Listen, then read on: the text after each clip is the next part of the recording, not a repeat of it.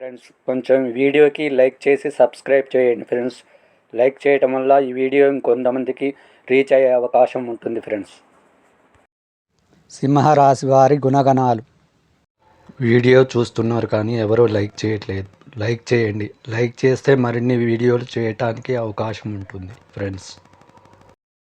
సింహరాశి రాశి చక్రంలో 5వది. ఈ రాశి వారు క్రమశిక్షణకు, ఆరోగ్యానికి, సమయపాలనకు అధిక ప్రాధాన్యత ఇస్తారు. ఎంత ఉన్నత స్థితి సాధించినా మరింత పురోగతి సాధించాలన్న తపనతో నిరంతరం శ్రమిస్తారు. అభివృద్ధి సాధించాలన్న తపన సుఖజీవితానికి దూరం చేస్తుంది.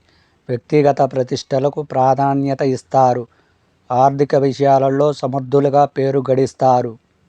వంశ ప్రతిష్ట, కుల గౌరవాలకు ప్రాధాన్యత ఇస్తారు. ఇతర కులమత వర్గాలను ద్వేషించరు.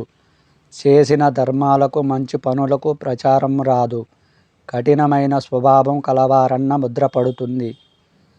సన్నిహితులు, సేవాకాల వర్గ వీరి చేత కొంత ఆలస్యంగా అయినా పని చేయించుకోగలుగుతారు. వీరిని భయపెట్టి లొంగ తీసుకోవడం దాదాపు అసాధ్యము. తాము నమ్మిన విషయాలను ఇతరుల నమ్మకపోయినా లక్ష్యం పెట్టరు. వీరి అంచనా 100కి 90 పాళ్ళు నిజమవుతాయి. వైఫల్యం చెందిన 10% గుర్తించిన తగిన నష్టాన్ని కలిగిస్తుంది. సన్నిహితులు, బంధువులు, రక్త సంబంధికులు, స్త్రీల వలన అధికంగా నష్టపోతారు.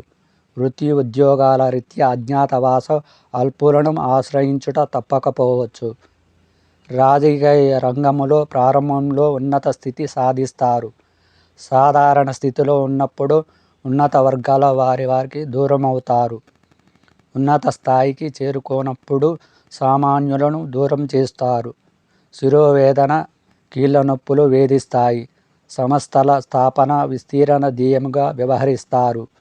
ఉద్యోగుల పట్ల, వారి విధుల పట్ల వీరికి ఉన్నత స్పష్టమైన అవగాహన వీరికి మేలు చేస్తుంది.